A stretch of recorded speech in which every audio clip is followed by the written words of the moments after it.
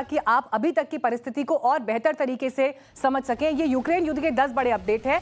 रूस ने यूक्रेन से बेलारूस में बातचीत की पेशकश की, हालांकि यूक्रेन ने इसको ठुकरा दिया कि बेलारूस एक सही जगह नहीं है बातचीत के लिए। क्यों? क्योंकि रशिया और बेलारूस करीबी सहयोगी हैं और बेलारूस का इस्तेमाल रशिया ने यूक्रेन में एंटर करने के लिए भी किया। बूचा शहर में रूसी सैनिकों ने टैंक से हमला कर दिया है। इसके अलावा कई और ऐसे हिस्से हैं जो अभी प्रभावित हैं। खार्किव शहर में रूसी सेना ने ऑयल डिपो को ध्वस्त कर दिया, गैस पाइपलाइंस को अटैक किया गया है और राष्ट्रपति पुतिन ने यूक्रेन में युद्ध लड़ रहे सैनिकों की तारीफ की है। तो अलग अलग पक्षों की तरफ से जो बड़े अपडेट्स आ रहे हैं वो इस वक्त आपको हम बता रहे हैं। यूक्रेन के कीव सिटी में आज भी रूस की तरफ से हमले किए गए हैं। रूस ने दक्षिणी यूक्रेन के 2 बड़े शहरों पर कब्जे का दावा किया है। हालांकि ये दावा कितना सही है इसके लिए हम आपको आगे एनालिसिस देंगे, लेकिन सूमी शहर में भी रूसी सैनिक टैंक के साथ दाखिल हुए हैं। रोमानिया बॉर्डर की तरफ यूक्रेन के लोगों का पलायन जारी है और रोमानिया के रास्ते से ही भारतीयों को बुलाया जा रहा है, जो खबरें आप लगातार कल से देख भी रहे हैं। यूएन के मुताबिक यूक्रेन में अब तक 240 निर्दोष नागरिकों की मौत हुई है। तो ये पूरी तस्वीर हमने आपको इस वक्त दिखाई और बातचीत करने के लिए इस वक्त हमारे साथ खास मेहमान भी जुड़ रहे हैं, जिनको आप इस वक्त देख रहे हैं। सौरभ शुक्ला जी, डिफेंस एक्सपर्ट, हमारे साथ आ गए हैं और सुशांत सरीन जी इस वक्त हमारे साथ बातचीत में मौजूद हैं। सुशांत सरीन जी, पहले मैं आपका ही रुख करना चाहूंगी। जो ये 10 बड़े अपडेट हमने अभी अपने दर्शकों को दिखाए, ऐसा लग रहा था कि 48 से 72 घंटे के बीच रूस काफी हद तक यूक्रेन को सरेंडर पर मजबूर कर देगा, लेकिन आज चौथे दिन भी ऐसा होता हुआ नहीं दिखाई दे रहा है। एक डिफेंस एक्सपर्ट के तौर पर आप इस परिस्थिति को, इसका विश्लेषण कैसे कर रहे हैं? देखिए, मुझे तो ये लग रहा है कि और किसी ने भी एक्सपेक्ट नहीं किया था कि इस तरीके की रेजिस्टेंस आएगी यूक्रेन के द्वारा। और जिस तरीके से यूक्रेन में एक राष्ट्रवाद की लहर फैली है, जिस तरीके से उनके राष्ट्रपति डट गए हैं, जबकि हमने देखा है कि बाकी जगहों पर पहली चीज ये होती है कि राष्ट्रपति भाग जाता है, उसके बाद फौज भी ढेर हो जाती है, वो हथियार डाल देते हैं। और रूस ने भी शायद यही सोचा हो कि रूस की जो फौज है, उसकी जो रेपुटेशन है वो ऐसी है कि इससे ज्यादा ताकतवर फौज दुनिया में कम ही मिसालें हैं। और अब 4 दिन हो गए हैं और अगर आप नक्शा देखें, मैं प्रोपेगेंडा वॉर जो दोनों तरफ से हो रही है उसके पीछे नहीं जा रहा। मैं सिर्फ ये देख रहा हूँ कि रूस की जो सेना है कितने अंदर घुस आई है, कौन कौन सी एरिया कैप्चर कर चुकी है। तो आपको ये स्पष्ट नजर आ रहा है कि वो एक तो पूर्वी क्षेत्र में ही उनका सारा का सारा फोकस है। पूर्वी क्षेत्र में उत्तर से भी, पूर्व से भी और दक्षिण से भी वो एंटर किए हैं। लेकिन जो पश्चिमी क्षेत्र है, जहां पर ज्यादा उनके लिए प्रॉब्लम्स होंगी अगर वो वहां पर घुसेंगे और जिस तरीके की रेजिस्टेंस आ रही है, वहां पर मैनेज करना और ज्यादा मुश्किल हो गया है। अभी तक वहां पर वो पूरी तरीके से गए नहीं है जी। और अगर पूर्वी क्षेत्र में, जहां पर वो ज्यादा ताकत के साथ ऑपरेट कर सकते हैं, वहां पर इतनी रेजिस्टेंस आ रही है, तो ऑब्वियसली अब ये स्टॉल हो गया है। 4 दिन 5 दिन हो गए हैं, ये राजधानी नहीं ले पाए, कोई बड़ा शहर इन कब्जे में नहीं आया अभी तक। अब वहां पर रेजिस्टेंस चलती जा रही है। शहरों के अंदर घुसेंगे, या तो वो शहरों को ध्वस्त कर देंगे, लेकिन अगर वो शहरों को ध्वस्त नहीं करते, अंदर घुसेंगे और जिस तरीके की रेजिस्टेंस आ रही है उसमें बहुत ज्यादा नुकसान होने का अंदेशा है। और अगर शहरों को फ्लैटन करते हैं तो और ज्यादा प्रॉब्लम्स होंगी। ऊपर से जो पश्चिमी देश है, अमेरिका और उसके जो सहयोगी देश हैं, उन्होंने जिस तरीके की अब सैंक्शंस लगानी शुरू की हैं, वो बहुत ज्यादा तकलीफ पहुंचाएंगी रूस को। और रूस की जो अर्थव्यवस्था है शायद उसको झेल नहीं पाएगी या उसको बहुत दुश्वारियां होंगी। तो हालात रूस के लिए अच्छे नहीं लग रहे, इसीलिए जो पेशकश कर रहे हैं बातचीत की। लेकिन उसके बाद भी देखिए, अगर बातचीत करते हैं तो आप क्या सीज फायर करके बातचीत करेंगे? और अगर आप सीज फायर करते हैं तो रूस ने जो भी अपनी धौंस जमाई है, हाँ, वो कहाँ जाएगी? और दुनिया के सामने उसकी पोल खुल जाएगी। और जो सैंक्शंस लगी हैं, क्या वो लिफ्ट हो जाएंगी? शायद नहीं अभी। जी। जब तक रेजिम चेंज, इंपॉर्टेंट पॉइंट, रूस कोशिश, एक मिनट, एक पॉइंट और, रूस कोशिश ये कर रहा था कि रेजिम चेंज होगा यूक्रेन में। अब डर ये है कि कहीं रेजिम चेंज रूस में ना हो जाए, क्योंकि ये जंग जो है उस तरीके से नहीं जा रही जिस तरीके से इसका आंकलन किया गया। सुशांत सरीन जी, आपने जिस तरह से इस पूरी परिस्थिति को समझाया है, सवाल फिर ये भी उठ रहा है कि क्या रशिया बैकफुट पर आता हुआ दिखाई दे रहा है, जिसका जिक्र आपने भी किया। सौरभ शुक्ला जी, आपका भी मैं इस पर कमेंट चाहूंगी। देखिए, हम ये देखते हैं कि ज़ेलेंस्की को सोशल मीडिया पर ये कहते हुए ट्रोल किया जा रहा था कि कॉमेडियन से राष्ट्रपति तक बनने का उनका एक सफर रहा और ऐसे हालातों में वो क्या संभालेंगे। लेकिन क्या क्या हुआ इन 4 दिन में? ज़ेलेंस्की अपने स्टैंड से डिगे नहीं। अमेरिका ने ऑफर किया कि आपको सेफली हम ले जाएंगे, लेकिन उन्होंने उस ऑफर को ठुकरा दिया। बातचीत का प्रस्ताव भी अब जब रशिया की तरफ से आया तो उन्होंने कहा कि ऐसे बातचीत नहीं करेंगे, बेलारूस में नहीं करेंगे, हम अपनी तरफ से ये 3 या 4 नाम सजेस्ट करते हैं, यहां पर आप बातचीत करवाइए। इतना जो रेजिस्टेंस दिखाई दे रहा है, या जितने स्ट्रांगली अपनी इन बातों को आगे रख रहे हैं ज़ेलेंस्की, ये ताकत उनके पास कैसे आ रही है? देखिए, एक तो दाद देनी पड़ेगी ज़ेलेंस्की जी की कि लोग उनका जो भी ट्रोल कर रहे हो, पर उन्होंने एक लीडरशिप की मिसाल का स्थापित की है। वो वहीं डटे रहे हैं। आपको पता ही है कि कहीं ज्यादा दूर नहीं जाना होगा। अफगानिस्तान में क्या हुआ था, वहां राष्ट्रपति भाग गए थे। यहाँ पर ज़ेलेंस्की बिल्कुल डटे रहे हैं। और जिस तरह से सुशांत भी कह रहे थे, मैं बिल्कुल सहमत हूं कि देखिए, रूस ने इस तरह का जो रेजिस्टेंस है वो सोचा नहीं था। व्लादिमीर पुतिन ने सोचा था कि वो एकदम से ओवररन हो जाएंगे, उनका जो मिशन कामयाब हो जाएगा, ज़ेलेंस्की को हटा के वो अपनी प्रो रूस की एक सरकार वहां बिठा देंगे। वो हुआ नहीं है। तो जाहिर बात है कि हीट जो है वो व्लादिमीर पुतिन पे चढ़ रही है। रूस में आप देखें, बड़े बड़े डेमोन्स्ट्रेशंस हो रहे हैं, जबकि वहां पर बहुत ज्यादा कंट्रोल है। तो व्लादिमीर पुतिन के लिए अगर इतने फ्रंट खुल गए, एक तीसरी तरफ उनको जो इकोनॉमिक सैंक्शंस हैं, इसका भार बड़ा पड़ेगा। जिस तरह से हो रही हैं, जिस तरह से एक एक उनके जो इनर सर्कल के लोग हैं उन पर सैंक्शन बढ़ रही हैं, तो जाहिर बात है कि वो जो है चाहेंगे कि पुतिन के साथ सपोर्ट खत्म करे। तो कई आयाम से जो है रूस पर ऑलरेडी प्रेशर पड़ रहा है। और मुझे लगता है एक चीज और, पश्चिमी देशों ने भी अपनी एक स्ट्रैटेजी चेंज की। अगर आप देखें, जब से रेजिस्टेंस यूक्रेन ने बढ़ाई है, तब से कई देश जो थे, जो चुप भी थे, यूरोप के देश थे, उन्होंने फिजिकली अब आर्मामेंट्स की डिलीवरी जो है तेज कर दी है। उनको लग रहा है कि यहां पर ज़ेलेंस्की और यूक्रेनी लोगों में जज्बा है, जोश है, दम है रूस को खदेड़ने का। तो उन लोगों को भी लग रहा है कि हमें जमीन पर अपने सैनिक बिना भेजे, जो हम कर सकते हैं, इनको मदद दे सकते हैं, हम वो देंगे। और वो चल रहा है। और आप देखेंगे कि अगर, और बिल्कुल ठीक किया है ज़ेलेंस्की ने, बेलारूस में इसलिए मना किया क्योंकि उनको अपनी जान का खतरा है। क्योंकि जो बेलारूस है वो रूस के वर्चस्व वाला एक देश है, जहां से रूस ऑपरेशंस कर रहा है। तो कहीं भी जब बातचीत होनी चाहिए, एक न्यूट्रल वेन्यू जो होता है, जहां पर उनकी सुरक्षा पे कोई आंच ना आए। क्योंकि लीडरशिप वैक्यूम जो होता है, एक युद्ध के समय या स्ट्रेटेजिक जब कोई एक दशा हो देश पर, वो बहुत बड़ी एक जिसे कहते हैं कि बहुत बड़ी चीज होती है। और इस समय ज़ेलेंस्की का लीडरशिप वहां पर यूक्रेन के लिए बहुत महत्वपूर्ण है। और मुझे लगता है अंतर्राष्ट्रीय समुदाय को जो वो कर सके, उनकी सुरक्षा अब मुहैया कराने के लिए करनी चाहिए। ठीक है, मैं लौटती हूँ सर आपके पास, लेकिन हम तस्वीरों की तरफ भी रुख करेंगे कि जो अभी वहां पर तस्वीरें दिखाई दे रही हैं, कई तस्वीरें चौंकाती इस लिहाज से भी हैं कि जब रशिया के टैंक्स आपको वहां पर दिखाई दे रहे हैं, तो कई ऐसे इक्विपमेंट्स हैं, टैंक्स हैं जो इस वक्त क्षतिग्रस्त दिखाई दे रहे हैं और बहुत बुरी तरह से क्षतिग्रस्त दिखाई दे रहे हैं। तो कैसे इन तस्वीरों का विश्लेषण किया जाए, ये भी एक सवाल है। लेकिन इन सब के बीच यूक्रेन की तरफ से जो एक रेजिस्टेंस दिखाई दे रहा है, जो आम सिटीजन्स है वहां के, वो जिस तरह से आगे निकल कर आ रहे हैं, ये अपने आप में एक बड़ी तस्वीर है। हालांकि दूसरे विश्व युद्ध के बाद ये सबसे बड़ा सैन्य ऑपरेशन जमीन पर अभी बताया जा रहा है, लेकिन इन सब के बीच जो तस्वीरें हमें आम लोगों की तरफ से दिखाई दे रही है, अगर मैं इनमें से 2-3 चीजों का भी जिक्र करूं, आप ये देख रहे हैं खबरों में कि कैसे अंडरग्राउंड मेट्रो स्टेशन में जिन नागरिकों ने पनाह ले रखी है, वहां पर डिलीवरीज तक हो रही हैं। जो गर्भवती महिलाएं हैं, तमाम खबरें इस तरह के अखबारों में छप रही हैं। जो बुजुर्ग हैं वो सवाल पूछ रहे हैं रूसी सैनिकों से कि आप क्यों हमारे देश में आ गए हैं। कई लोग ऐसे हैं जो खुद हथियार लेकर चल रहे हैं। 17-18 साल की उम्र के जो यंगस्टर्स हैं वो दिखाई दे रहे हैं। और मैं ऐसी कुछ तस्वीरें जो हमने सेलेक्ट की हैं वो आपको दिखाना चाहती हूं इस वक्त स्क्रीन पर।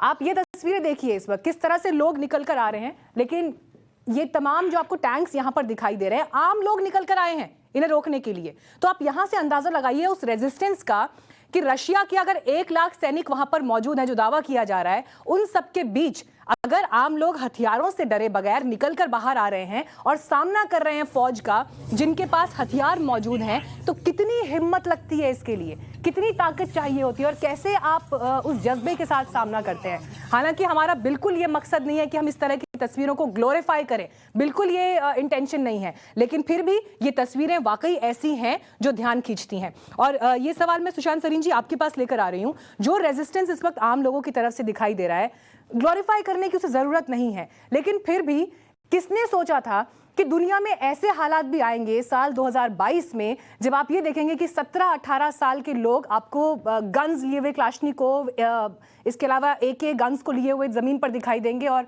रशियंस का सामना करते हुए दिखाई देंगे।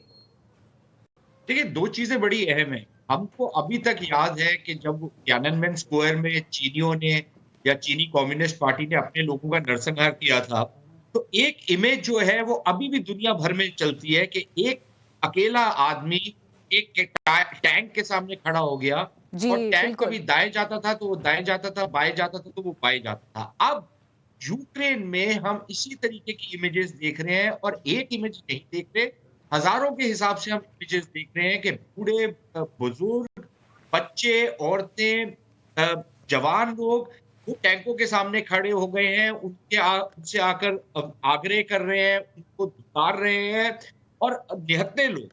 तो एक तो ये एक आइकॉनिक इमेज है, और ये आपको एक बताता है, जैसे सौरभ कह रहे थे, जिस तरीके का जज्बा नजर आ रहा है, फ्रैंकली स्पीकिंग मैंने भी नहीं एक्सपेक्ट किया था कि इस तरीके का जज्बा आएगा। दूसरी चीज ये कि कहीं ना कहीं आपको जो दूसरी एक इमेज जो बहुत ज्यादा कंपेलिंग है वो ये है कि जिस तरीके से लोग बढ़ चढ़कर हथियार ले रहे हैं कि हम रेजिस्ट करेंगे, सड़कों पे लड़ाई करेंगे, जिस तरीके से जो सिविल सोसाइटी है वो जो कर रही है कि मोलोटोव कॉकटेल्स, पेट्रोल बॉम्ब्स बना रही है कि अगर रूसी सेना अंदर आएगी तो हम उसको कैसे अटैक करेंगे, उसके ऊपर कैसे हम आक्रमण करेंगे। बेकल ये इमेजेस या ये चीजें रूस ने कभी एक्सपेक्ट नहीं की थी कि ऐसे होगा जी, और ये होना शुरू हो गया है। और इसीलिए उसको दोबारा से सोचना पड़ेगा कि अगर ये ऑपरेशन को ये लॉजिकल एक्सटेंट तक लेके जाते हैं तो फिर ये बात खत्म कहां पर होगी। क्या रूस फंस तो नहीं जाएगा? मतलब कि ये रूस के लिए एक क्विक सैंड टाइप का तो सिचुएशन नहीं बनेगा कि जितनी मर्जी वो फौजें झोंकते रहे, वो फौजें धंसती रहेंगी, और एक ऐसे समय पर जब दुनिया भर ने उनके ऊपर प्रतिबंध लगा दिए हैं, उनकी अर्थव्यवस्था अब दुनिया से कट रही है, वो आइसोलेट हो गए हैं कूटनीतिक तौर पर काफी हद तक, और ज्यादा हो जाएंगे। तो मेरे ख्याल इनके लिए बहुत ज्यादा अब मेरे ख्याल चिंता का मुकाम आ गया है रूस के लिए। और शायद वहां पर अब क्रेमलिन के अंदर और रूस का जो तंत्र है उसमें क्या बातचीत हो रही है, आई विश मेरे को वो पता लग जाए तो बड़ा दिलचस्प होगा। जी, इसका भी एनालिसिस करने की सर और कोशिश करेंगे। और सुशांत जी, आपसे एक रिक्वेस्ट मेरी और है, अगर टेलीविजन आपके सामने और स्क्रीन पर जो तस्वीरें चल रही हैं, अगर साथ साथ आप उन्हें हमारे दर्शकों के लिए एक्सप्लेन कर पाएं, क्योंकि आप शायद बेहतर इन तस्वीरों के मायने भी समझा पाएंगे। अभी हमने एक अटैक की तस्वीर दिखाई जब ऑयल रिफाइनरीज जो हैं उन पर अटैक किया है रशिया ने, तो यहाँ आप आम लोग जो परेशान हैं उनकी भी तस्वीरें देख रहे हैं। इस बीच सौरभ शुक्ला जी, देखिए एक बड़ा डेवलपमेंट ये भी दिखाई दिया कि जब सिक्योरिटी काउंसिल की बैठक हुई और उस पर निंदा प्रस्ताव पर वोटिंग हुई, तो भारत, चीन और UAE इन्होंने उसमें हिस्सा नहीं लिया। भारत की ये स्ट्रैटेजी क्या कहती है, इस पर आप क्या टिप्पणी कर पाएंगे, इस लिहाज से भी क्योंकि देश में भी हम देख रहे हैं सोशल मीडिया में वो लोग जो बीजेपी को निशाने पर लेते हैं कि आप किस तरह से इससे पहले के दौर में नेहरूवियन दौर में नेहरू की पॉलिसीज को क्रिटिसाइज करते रहे, गुटनिरपेक्ष पॉलिसी को क्रिटिसाइज करते रहे, लेकिन आज के इन हालात में आपको भी वही कदम उठाना पड़ा। तो इस नजरिए से आप कैसे हमारे दर्शकों को इसे एक्सप्लेन करेंगे? मैं आपको बताऊं कि भारत ने जो UN में एब्सटेन किया है सिक्योरिटी काउंसिल में, सुरक्षा परिषद में, उसका कारण है, सबसे बड़ा कारण यह है, हालांकि मैं आपको बताऊं कि भारत का जो रुख है पहले से ज्यादा कठोर हुआ है, क्योंकि पहले से अगर आप देखिए उन्होंने उसी रेजोल्यूशन को एक्सप्लेन करने के लिए एक भारत का जो मिशन था उसका एक बयान आया कि आप सॉवरेनिटी किसी देश की वायलेट नहीं कर सकते। वो सीधा सीधा जो है बिना नाम लेते हुए रूस का और रूस की निंदा है। पर एक कारण है, सबसे बड़ा प्रमुख कारण यह है कि हमारे 18,000 के करीब वहां पर लोग फंसे हुए हैं। तो सबसे पहला हर देश का दायित्व बनता है अपने राष्ट्र हित में काम करे, अपने लोगों को वहां से निकाले। ये और वो जो निकालना जैसे कहते हैं सकुशल निकालने के लिए उनको रूस की भी जरूरत है।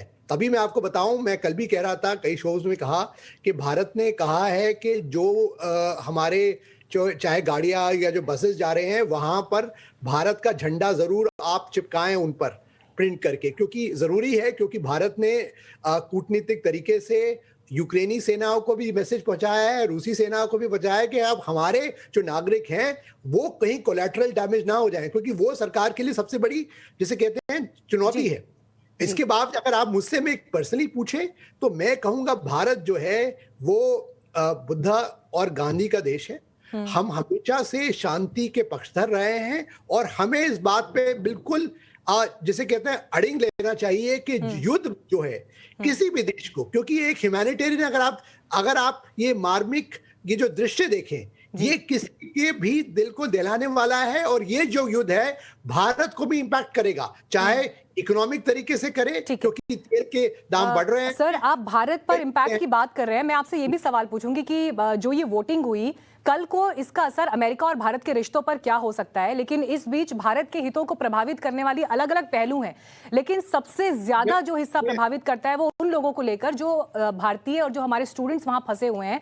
और ऐसे कुछ स्टूडेंट्स जो हैं मैं इस वक्त स्क्रीन पर आपको दिखाना चाहती हूँ।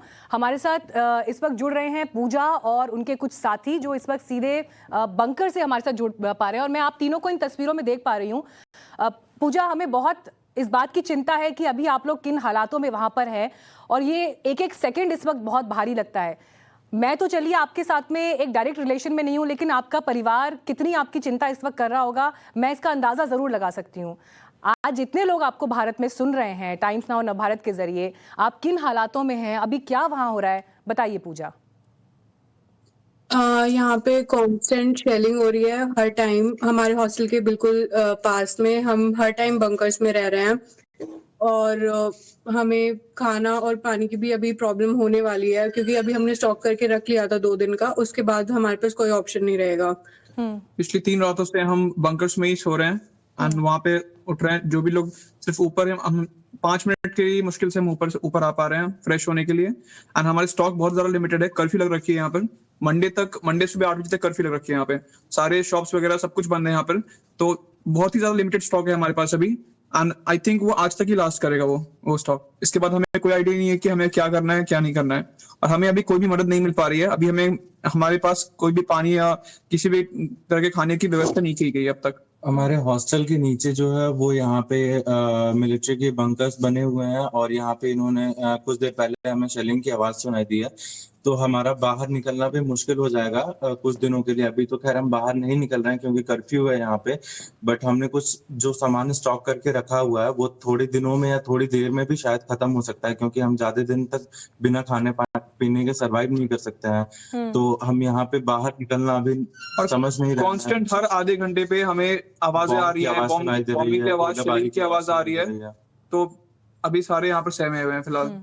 अभी थोड़ी देर पहले हॉस्टल के नीचे जो बंकर है वहाँ पे भी पूजा, पेरेंट्स से आप लोगों की बात हुई, वो लोग क्या कह रहे हैं अभी, और किसी तरह की अभी कोई कोशिश है कि आप लोग कब तक यहाँ से निकल पाएंगे, कैसे यहाँ से निकल पाएंगे? ऐसी कोई ऑफिशियल से बातचीत हो पाई, आपकी संपर्क हो पाया? जो लेटेस्ट यहाँ पे अभी इंडियन एम्बेसी का एक ट्वीट आया है जो कि हमने देखा, उसमें ये बोला गया है कि यहाँ कीव से शायद रेलवेज अरेंज की जाए, बट वो भी हाई रिस्क जोन के लिए नहीं है और first come first basis service पे है।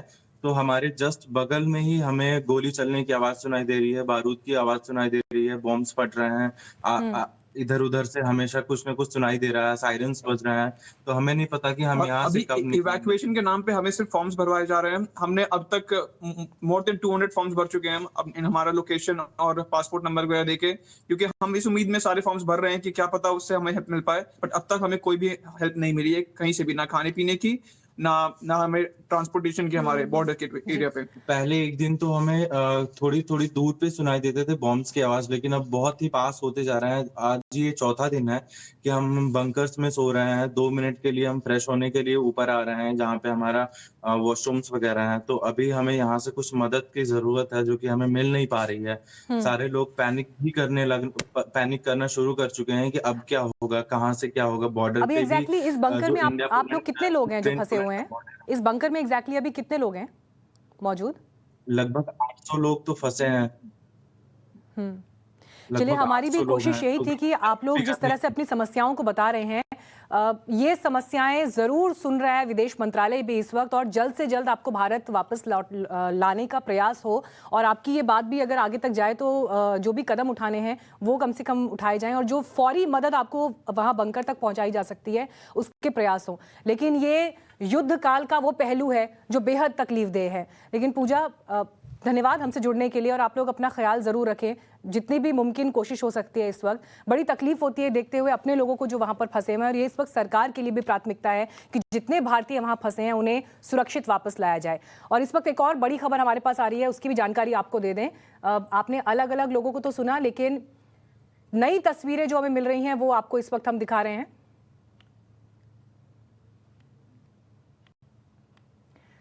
ऑपरेशन गंगा जो चलाया जा रहा है उसकी ये तस्वीर आप देख रहे हैं। अलग अलग फ्लाइट्स के जरिए छात्रों की वतन वापसी हुई है। आज 200 छात्रों को लेकर सुबह एक फ्लाइट दिल्ली पहुंची है। वहीं कल दिल्ली में 250 लोगों को लाया गया था, जिनका स्वागत केंद्रीय मंत्री सिंधिया ने किया था। और कल ही एक विमान से 219 लोग मुंबई लाए गए थे, जिन्हें रिसीव करने खुद केंद्रीय मंत्री पीयूष गोयल एयरपोर्ट पहुंचे थे। हालांकि इस बीच हमने आपको बंकर की ये तस्वीर भी दिखाई, जिसमें पूजा और उनके साथ कुछ और स्टूडेंट्स जो इस वक्त लाइव हमसे बातचीत कर रहे थे, उनका ये कहना था कि करीब 800 ऐसे लोग हैं जो अभी भी वहां उस बंकर में, उस स्पेसिफिक एक बंकर में फंसे हुए हैं। और ऐसे ना जाने कितने और इलाके होंगे जहां पर अभी हिंदुस्तानी फंसे हुए हैं। और एक और बड़ी खबर इस वक्त हमारे पास आ रही है, यूक्रेन युद्ध को लेकर पोलैंड यूक्रेन बॉर्डर की तस्वीरें सामने आ रही हैं। और इस बॉर्डर से जो नई तस्वीरें सामने आ रही हैं उसमें ये दिखाई दे रहा है कि हजारों लोग पोलैंड की तरफ पलायन कर रहे हैं, उस तरफ जा रहे हैं यूक्रेन छोड़कर। और ये अपने आप में एक संकट इस वक्त बना हुआ है। शरणार्थी संकट अब कैसे नए सिरे से जन्म लेगा इस घटनाक्रम के बाद, वो भी एक सवाल है। लेकिन देखिए, ये तस्वीरें आपको इस वक्त हम दिखा रहे हैं, जब ये बॉर्डर की रोड देख रहे हैं, यहाँ पर आपको पूरा गाड़ियों का एक काफिला दिखाई दे रहा है, जिससे हजारों की तादाद में लोग पोलैंड की तरफ रवाना हो रहे हैं। तो युद्ध का चौथा दिन और तकलीफों का अंबार इस वक्त लगा हुआ है। वो अंबार इसलिए क्योंकि एक तरफ तो आपको जगह जगह से विनाश की तस्वीरें दिखाई दे रही हैं, लेकिन इस विनाश को झेलने वाले आम सिविलियंस हैं, आम नागरिक हैं। कहीं पर अपनी जान बचाने की जद्दोजहद है, तो कहीं पर रेजिस्टेंस दिखाई दे रहा है, कहीं पर रूसी सैनिकों का सामना करते हुए लोग दिखाई दे रहे हैं।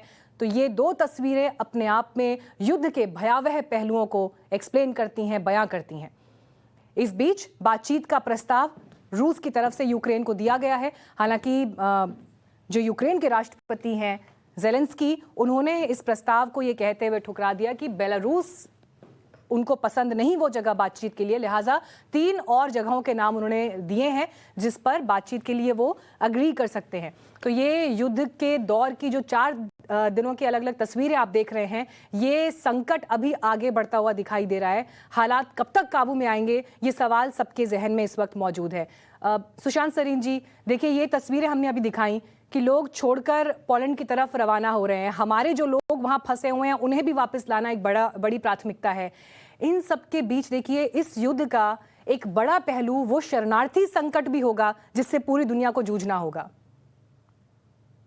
बिल्कुल होगा, और वो समझ में भी आता है क्योंकि बहुत सारे लोग ऐसे होंगे जिनको एक एक्सपीरियंस होगा या एक याददाश्त होगी जब सोवियत रूस एक देश होता था, और किस तरीके का वहां पर सिस्टम चलता था और किस तरीके की वहां पर ऑपरेशन होती थी।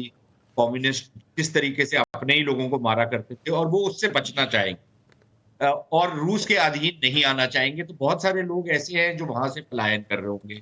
बहुत सारे परिवार ऐसे हैं कि कुछ लोग रुक गए होंगे लड़ाई लड़ने के लिए, लेकिन अपने परिवारों को आगे भेज रहे होंगे। एक चीज का आप ध्यान दीजिए, जो आप पिक्चर्स दिखा रही हैं, जिसमें आप कतार दिखा रही हैं गाड़ियों की, देखिए भारत में और इन देशों में ये कितना बड़ा फर्क है। उनके वहां पर इतना तनाव है, जंग हो रही है, लोग पलायन कर रहे हैं, लेकिन एक डिसिप्लिन रखा हुआ है। गाड़ियां एक कतार में खड़ी हुई हैं। हमारे यहाँ पर तो जब रेलवे का फाटक नीचे गिरता है तब हम कतार तोड़ देते हैं और सारे आमने सामने आ जाते हैं। ये जो डिसिप्लिन है इन लोगों का, इससे हमारे को कुछ सीख लेनी चाहिए। पहली बात। दूसरी चीज, जहां तक जो भारतीय विद्यार्थी हैं, देखिए कुछ तो ऐसी जगह पे थे जो पश्चिमी क्षेत्र में थे, जिनके लिए शायद इतना मुश्किल नहीं है बॉर्डर में पहुंचना और फिर वहां से भारत सरकार उनको निकाल सकती है। लेकिन ये एक्सपेक्ट करना, जब ऐसे समय पर, जबकि अमेरिका ने भी ये अपने नागरिकों को कह दिया है कि अगर आप यूक्रेन के अंदर हैं तो आप ये एक्सपेक्ट मत करिए कि हम आपको निकाल सकते हैं। जी। तो ये एक्सपेक्ट करना कि भारत के जो नागरिक हैं, और वो कोई 2, 4, 500 नहीं है, वो हजारों की तादाद में है, और बहुत सारे ऐसे वो बच्चे ऐसी जगहों पे फंसे हुए हैं जो युद्ध क्षेत्र में है, जिनके आसपास, जैसे जिन बच्चों का आप अभी इंटरव्यू कर रही थी, वो उनके आसपास युद्ध चल रहा है, उनके आसपास गोलाबारी चल रही है। अब ये कैसे एक्सपेक्ट किया जाए कि सरकार का कोई भी नुमाइंदा वहां पर कोई भी उनको फैसिलिटी दे सकता है? भाई, आप यू हैव टू अंडरस्टैंड कि एक युद्ध के माहौल में कैसे आप क्या कर सकते हैं? आपके हाथ बंधे हुए हैं, आपके करके दोनों जो साइड्स हैं वो युद्ध विराम तो करेंगी नहीं कि भाई भारतीय पहले निकल जाए, उसके बाद हम वापस आपस में लड़ाई शुरू बिल्कुल करेंगे। बिल्कुल। युद्ध का एक अपना लॉजिक है, वो अपने लॉजिक के हिसाब से लड़ेंगे। तो ये एक बड़ी दुर्भाग्यपूर्ण और बड़ी चिंताजनक स्थिति है, लेकिन ये स्थिति है, और इसका कोई हमारे सामने इमीडिएटली कोई विकल्प नहीं है। हम यही उम्मीद रखते हैं, और हमारी प्रेयर्स ये हैं कि भाई ये बच्चे सेफ रहें। जी। जल्दी से जल्दी इनको जो कुछ छोटा मोटा खाने पीने का सामान मिल सकता है वो मिलते रहे, ये सुरक्षित रहें, इनमें से किसी को कोई आंच ना आए। जी। लेकिन उससे ज्यादा एक्सपेक्ट करना इस स्टेज में, स्पेशली युद्ध क्षेत्र में, मेरे ख्याल it's not a practical thing to expect. ठीक है, मैं लौटती हूँ सर आपके पास। इस वक्त कीव से, राजधानी कीव से हमारे साथ एक और स्टूडेंट जुड़ रही हैं, भूमि हमारे साथ इस वक्त लाइव मौजूद हैं। भूमि, अभी आप कैसी हैं? आप सेफ हैं इस वक्त? मैम, एक्चुअली यहाँ पे बहुत ज़्यादा प्रॉब्लम हो रही है। हमारे पास में 200 मीटर के एरिया में भी बॉम्ब ब्लास्ट हो रहे हैं। हम गवर्नमेंट से, एम्बेसी से, हर किसी से बात कर रहे हैं। कल हमें बोला गया यहाँ से आप चले जाओ, आपके लिए रेलवे स्टेशन ज़्यादा सेफ रहेगा और हम आपके लिए ट्रेन कर देते हैं। तो वहाँ पे जब हमारे स्टूडेंट्स गए, कल 200 बच्चे वहाँ चले गए, और फिर वहाँ जाने के बाद वो ना ट्रेन में बैठ पाए, रेलवे स्टेशन से भी उन्हें निकाल दिया गया। कल वो होमलेस हो गए। वहाँ पे रशियन आर्मी थी, उन्होंने उन बच्चों को वहाँ पे गन पॉइंट पे रखा, उन्हें बोला, वो इंडियन फ्लैग अपने फ़ोन में दिखाया। बहुत लोगों को वहीं पे उनके सामने मार दिया गया। बहुत ज़्यादा दिक्कत हो रही है यहाँ पे। खाना नहीं है, पानी नहीं है। कल रात हमने पूरी रात बंकर में बिताई। आपकी भूमि अपने पेरेंट्स से बात हो पाई है? उनके साथ आप टच में हैं? उन्हें अपनी सिचुएशन की जानकारी आपने दी है? हाँ, हमने उन्हें सब, हम लोग यहाँ पे चार्जिंग नहीं हो पा रही रात में, हमारे फ़ोन कैसे कैसे हम चला रहे हैं, तो बार बार बहुत मुश्किल से पेरेंट्स से भी बात हो रही है। नेटवर्क नहीं आ रहे हैं। हम पूरी रात वहाँ पे थे, वहाँ नेटवर्क नहीं थे। अभी आप लोगों के साथ ये स्टूडेंट्स का कितना ग्रुप है? कितने इंडियंस हैं जो अभी आपके साथ एग्जैक्टली मौजूद हैं यहाँ पर? या हम आपकी यहाँ पे नेटवर्क में 250 बच्चे हैं यहाँ पे, और हमारे कीव के अंदर यहाँ पे अभी भी मतलब 1000 बच्चे होंगे जो कीव के अंदर फंसे हुए हैं। कुछ हॉस्टल में, कुछ आज भी रोड पे कहीं शेल्टर होम में है। 4-5 दिन से लोगों ने कुछ खाया नहीं है। जो दूसरे, जो मेरे दोस्त हैं जो फंसे हुए हैं शेल्टर हाउस में। ये मुश्किल की घड़ी है भूमि, लेकिन इन हालातों का सामना कैसे करना है, क्योंकि आप इस वक्त ग्राउंड जीरो पर मौजूद हैं। हम यहाँ से क्या कह पाएँ, अभी कुछ भी समझ पाना इम्पॉसिबल सा लगता है, लेकिन मुझे पूरी उम्मीद है कि आपको मदद जल्द से जल्द मिले और आप जल्दी भारत लौट सकें। कम से कम ऐसे कोई प्रयास आपके लिए हों। कोई संपर्क अभी आपका एम्बेसी से हो पाया, ऑफिशियल से हो पाया है जो आपको हेल्प कर पाएँ? कल हमें एम्बेसी वाले यही बोल के गए थे, तुम यहाँ सेफ नहीं हो, यहाँ से निकल जाओ। हम कहाँ जाए, हम इतने सारे बच्चे। अब एम्बेसी भी हमारा साथ नहीं देगी तो हम क्या करें यहाँ पे। वो लोग भी बोल रहे हैं अपना खुद देखो, हम तुम अपनी रिस्क पे वापस जाओ वेस्ट साइड मूव करना इम्पॉसिबल है। बच्चे रेलवे स्टेशन भी गए, पर फिर भी यहाँ पे रात में कैसे कैसे वो लोग आए। वो बच्चे बात तक करने की हालत में नहीं है अभी। ये आज चौथा दिन है भूमि युद्ध का। अगर आप ये बता पाएं, क्योंकि जिस तरह से आप अपनी परेशानियों का जिक्र कर रहे हैं तो वो तमाम लोग जो अभी कुछ कर सकते हैं इन हालातों में, ख़ास तौर पर भारत में विदेश मंत्रालय, वो भी अगर इन बातों को इस बुलेटिन के ज़रिए सुन रहे हैं तो आई एम श्योर कि कोई कदम आपके लिए ज़रूर उठाए जाएँ। लेकिन अभी क्योंकि युद्ध जैसी स्थिति है, आपका रूटीन क्या रहता है, दिनचर्या क्या है, आप कैसे अभी इस वक्त वहाँ पर अपना समय बिता पा रहे हैं इन हालातों में? जैसे यहाँ पे सायरन बजने लगते हैं, हम यहाँ से, जैसे हम स्कूल में रुके हुए हैं, जैसे यहाँ पे सायरन या बम की आवाज आती है, हम कुछ भी बिना सोचे जूते पहन के सोते हैं, पासपोर्ट हाथ में रख के भागते हैं बंकर में नीचे। वहां पे ठंड में कितने डिग्री, माइनस डिग्रीज में हम वहां पे रह रहे हैं ठंड में। कल इतने बच्चे चक्कर खा के यहाँ पे गिर गए, कोई भी यहाँ पे हमारी मदद नहीं कर रहा है। एटलीस्ट हम ये नहीं कह रहे हमें इंडिया लेके जाओ, पर हमें कोई सेफ जगह पहुंचा दो, क्योंकि यहाँ पे हम ऐसे रह रहे हैं ना कि हर सेकंड अगर कोई चल भी रहा होता है तो इतना डर हो गया है कि हम भागने लग जाते हैं। बच्चे सीढ़ियों से गिर रहे हैं भागने के चक्कर में। भूमि, आप अपना ख्याल रखें।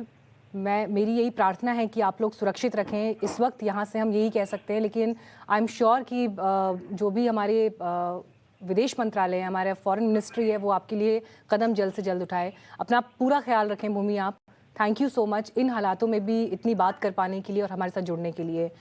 सौरभ जी, देखिए अब जिस तरह से भूमि अपनी ये पूरी परिस्थिति बता रही हैं, मैं तो ये समझ नहीं पा रही हूँ कि मैं क्या कहूँ इस टाइम पर और कैसे उन्हें किसी तरह की सांत्वना या हिम्मत भी बंधा पाऊँ।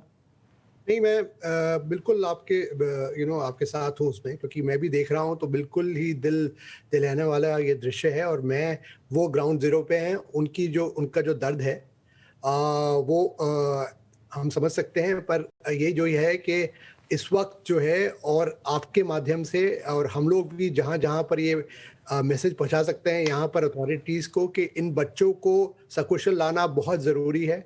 बहुत ही दुखदाई परिस्थिति है वहाँ पर, क्योंकि भारत जो अभी ऑपरेशन गंगा कर रहा है उसके अंदर से जो बॉर्डर्स पे बच्चे जहाँ पर लाए जा रहे हैं उनको वो लेके जा रहे हैं, पर जो बच्चे अंदर फंसे हुए हैं उसके लिए भी एक रणनीति की जरूरत है। और ये बहुत, लेकिन कहीं पर क्या आप ये महसूस करते हैं कि थोड़ा देरी हुई हमारी तरफ से बच्चों को वहां से निकालने में? ये मैं इसलिए कह रही हूँ कि अभी कुछ दिन पहले ही एक जो 3rd नोटिफिकेशन वहां पर स्टूडेंट्स को जारी हुआ था, उसमें ये लिखा गया था कि आप में से जो भी लोग अगर किसी परेशानी से गुजर रहे हैं तो गूगल मैप्स के जरिए आप जो भी करीबी स्टेशंस हैं या बंकर्स हैं वहां पर पहुंच जाइए। क्या उस समय से ही ये प्रयास शुरू नहीं हो जाने चाहिए थे जो अब हम देख रहे हैं इतनी तेजी में?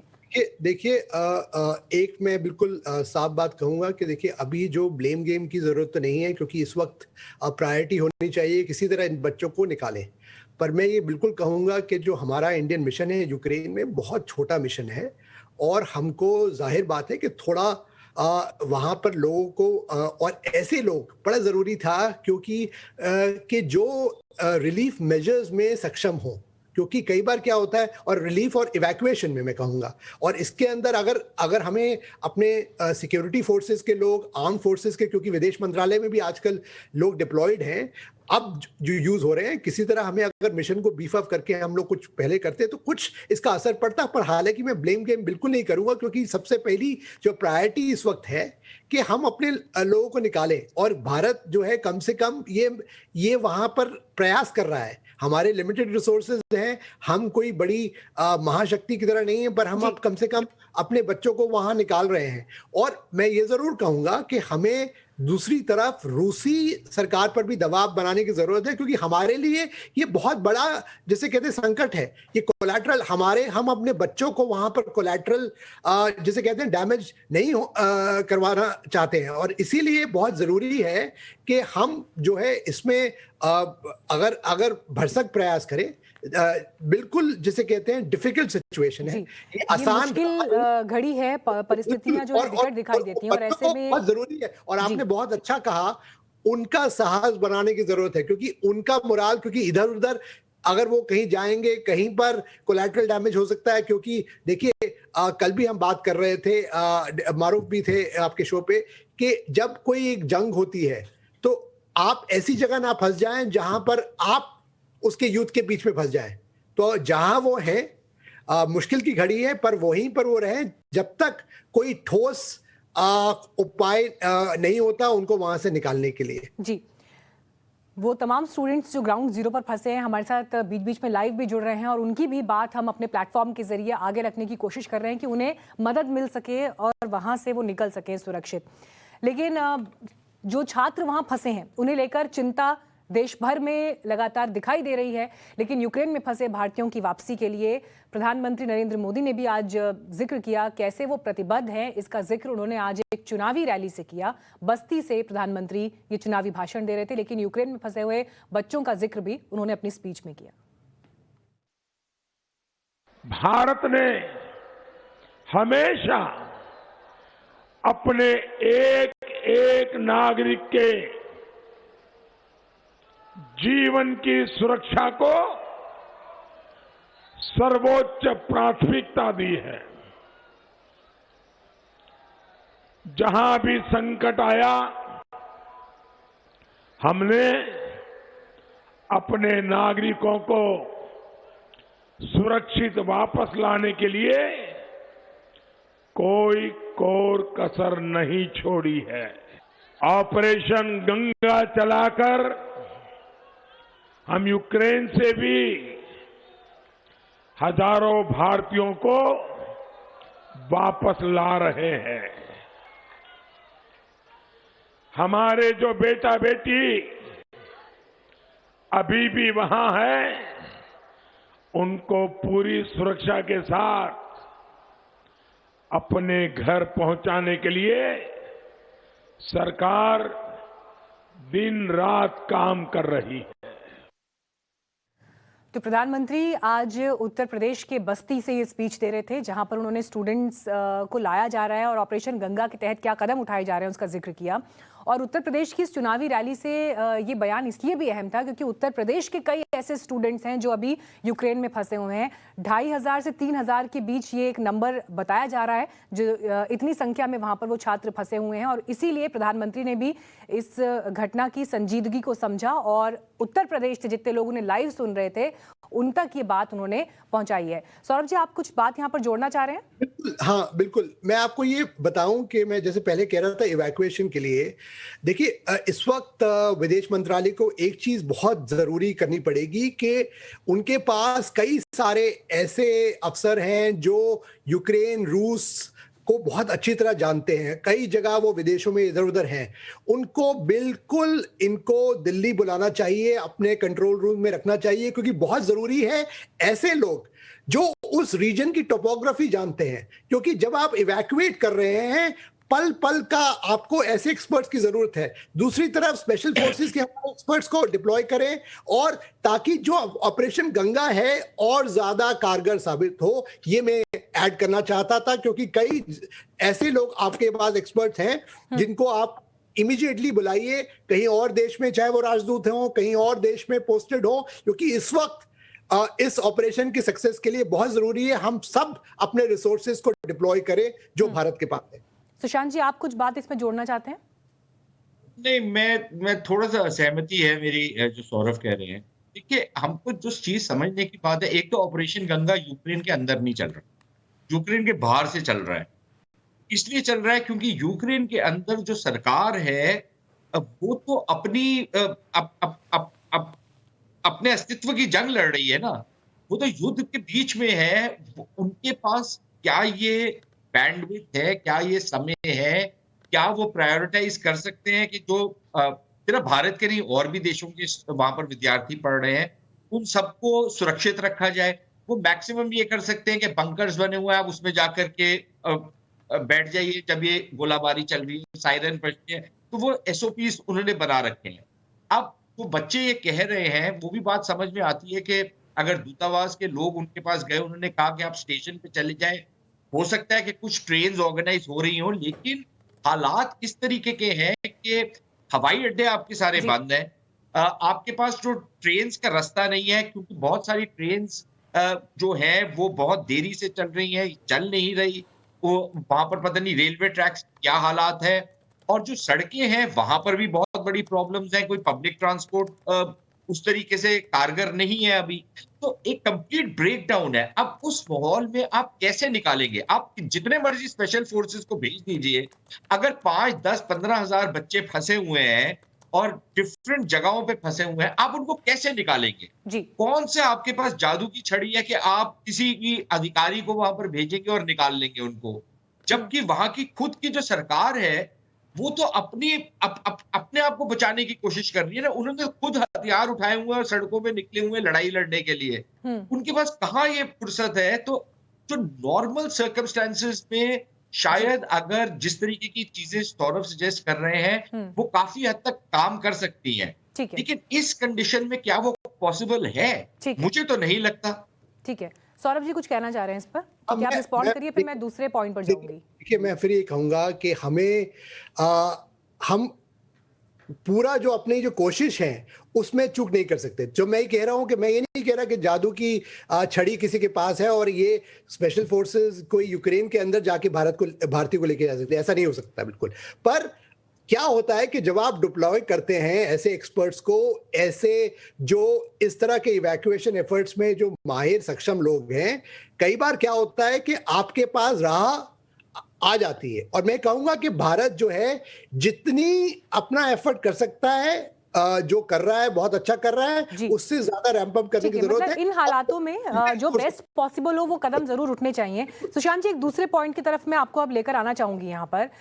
देखिए, हम ये क्लेम्स भी देख रहे हैं, यूक्रेन की तरफ से कुछ दावे होते हैं, फिर रशिया की तरफ से कुछ दावे होते हैं कि हमने इतने सैनिकों को मार गिराया, या हमने इतने इक्विपमेंट्स को नुकसान पहुंचाया, या हमने इतने एरिया पर कब्जा किया। किस दावे पर यकीन किया जाए, दुनिया किसे किस नजरिए से देखे, ये भी एक संशय बना हुआ है। लेकिन इस सब के बीच इन दावों को क्या आप प्रोपेगेंडा के तौर पर भी देखते हैं कि एक लड़ाई परसेप्शन की भी लड़ी जा रही है मौजूदा युद्ध के हालात में? बिल्कुल, एब्सोल्युटली 100% के 1000% परसेप्शन की लड़ाई लड़ी जा रही है। और इसीलिए जितने जो हम लोग अक्सर बोलते हैं ना, पश्चिमी मीडिया को देखना चाहिए। सबसे बड़ा प्रोपेगेंडा का जो जरिया है ये New York times, Washington post type के जो पैम्फलेट्स हैं ये हैं, या जो CNN टाइप। आप इनका रवैया देखिए ना, जैसे ये खुद इन्वॉल्व होते हैं किसी जंग में, तो इनकी सारी की सारी जो भाषा है वो बदल जाती है। इंस्ट्रक्शंस लेते हैं ये अपनी सरकारों से, ये दूसरे साइड की जो व्यू है उसको बिल्कुल ब्लैंक आउट कर देते हैं। सोशल मीडिया पे मीनाक्षी जी हम कितनी बारी सुनते हैं कि ओपन प्लेटफॉर्म है, सबको आजादी है बोलने की। लेकिन वो आजादी तभी तक है जब तक आप जो बोल रहे हैं वो है, तो वो लोग उस चीज को चला रहे हैं, वो सुनना चाहते हैं। जैसे ही आपके पास एक ऑल्टरनेट व्यू पॉइंट आना शुरू होगा, उसको बंद कर दिया जाएगा। जैसे रूस से जो कुछ भी आ रहा था वो सब अब आपको वाइप आउट होता हुआ नजर आ रहा है। लेकिन उसके बावजूद कई तरीके हैं कि आप जो एक्चुअल जमीनी हकीकत है उसको पहचान सकते हैं। एक तरीका तो ये है कि आप सारी इंफॉर्मेशन देख लीजिए, उसको तोल लीजिए, लेकिन जमीन पर क्या एडवांसेस हुए हैं या क्या रिवर्सेस हुए हैं फौजों के, वहां पर कौन सा कब्जा, किसने कहां पर कब्जा कर लिया है, या किसने कौन से ऑफेंसिव को विफल कर दिया है, इससे आपको एक बड़ा अच्छा अंदेशा मिल जाता है कि हालात किस तरफ जा रहे हैं। और उसमें कुछ इंफॉर्मेशन ऐसी आएगी जो शायद सभी लोग गलत उसको पैमाने पे तोले और प्रोपेगेंडा को आगे बढ़ाना शुरू कर दे। और कई बारी ऐसी भी इंफॉर्मेशन आएगी जो आपको लगेगी कि प्रोपेगेंडा है लेकिन एक्चुअली हकीकत होगी। तो उसको तो you have to sift through that, और उसके डबल चेक ट्रिपल चेक करके आपको निकालना पड़ता है उसकी जो विश्वसनीयता है उसकी। लौटती हूँ सर आपके साथ।